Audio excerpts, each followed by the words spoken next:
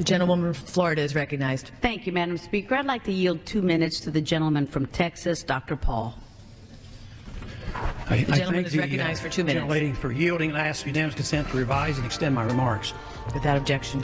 Madam Speaker, I rise in opposition to this resolution, not because I am taking sides and picking who the bad guys are and who the good guys are, but I'm looking at this more from the angle of being a United States citizen, an American, and I think resolutions like this really do us great harm. In many ways, what's happening in the Middle East, and in particular with Gaza right now, we have some moral responsibility for both sides in a way, because we provide help and funding for both Arab nations and Israel. And so we definitely have a moral responsibility, and especially now today, the weapons being used to kill so many Palestinians are American weapons, and American funds essentially are being used for this. But there's a political liability which I think is something that we fail to look at, because too often there's so much blowback from our intervention in areas that we shouldn't be involved in. You know, Hamas, if you look at the history, you'll find out that Hamas was encouraged and really started by Israel, because they wanted Hamas to counteract Yasser Arafat. And you say, well, yeah, that was better then and it served its purpose, but we didn't want Hamas to do this. So then we as Americans say, well, we have such a good system, we're going to impose this on the world. We're going to invade Iraq and teach people how to be Democrats. We want free elections. So we encourage the Palestinians to have a free election. They do, and they elect Hamas. So we first, indirectly and directly through Israel, help establish Hamas. Then we have an election. Then Hamas becomes dominant, so we have to kill them. You know, it just doesn't make sense. During the 80s, you know, we were allied with Osama bin Laden.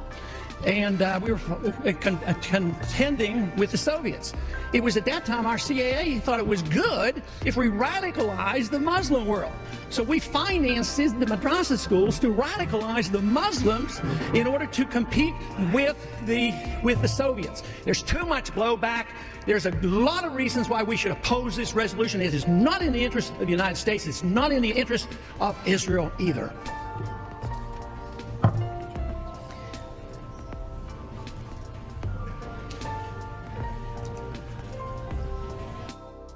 First off, I want to start off by saying I don't support anything. You don't have to support anything. When you have innocent children, innocent women, innocent families being harmed and killed under collateral damage, you don't have to support anything. That's a right that you have that they teach you and program you that you don't have. First off, we're talking about government. When I speak, I'm talking about government. A lot of deflection happens when you talk about a group of people, government, and those group of people jump in front of the government. When I speak about other countries, Israel, doesn't matter, Ukraine, whoever, speaking about the government. If you choose to jump in front of your government, then let the chips fall where they may.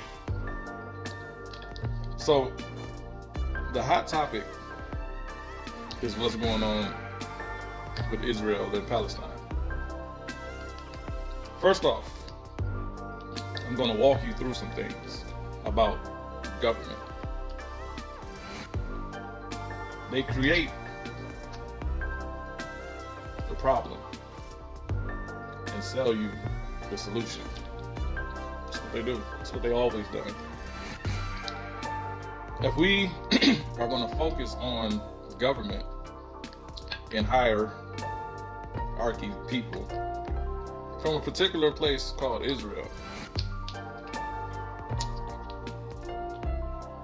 they create these groups. You want to stay with America? We can stay with America. In America, they created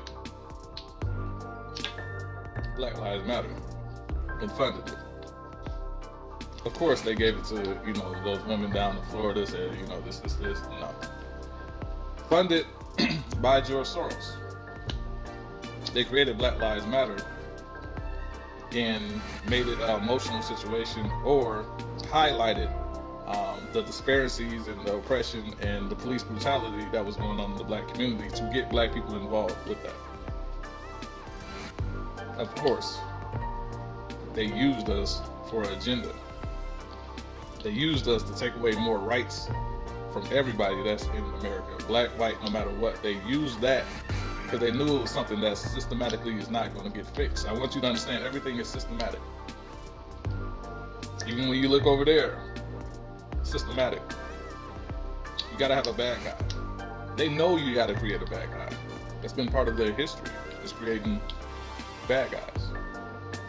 So when you look at Hamas, look at Black Lives Matter, you look at Antifa, you start looking at some of the fractions that's going on in Ukraine,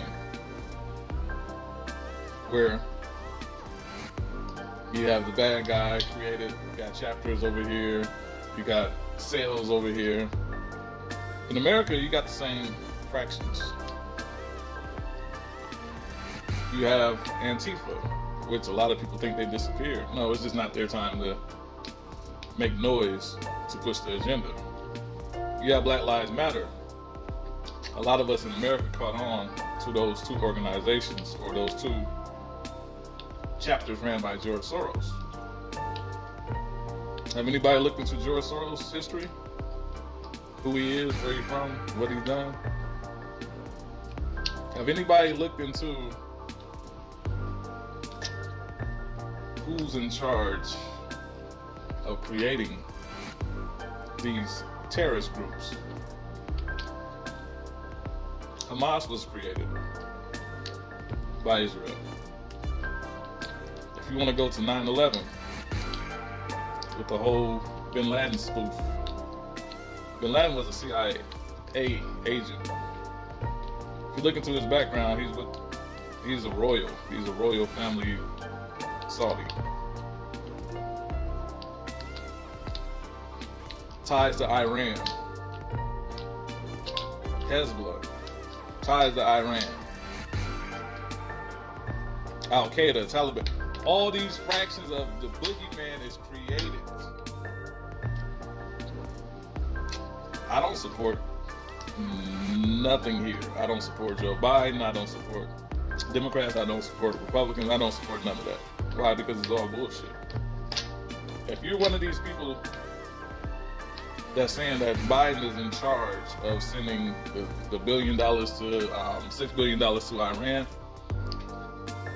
you're really immature mentally and intellectually too. If you believe that one man can send $6 billion to another country, this is all orchestrated, it's all strategic, and it's done by the same people that want to push. You got to realize these fights been happening forever. There's been a push for property, push for taking land.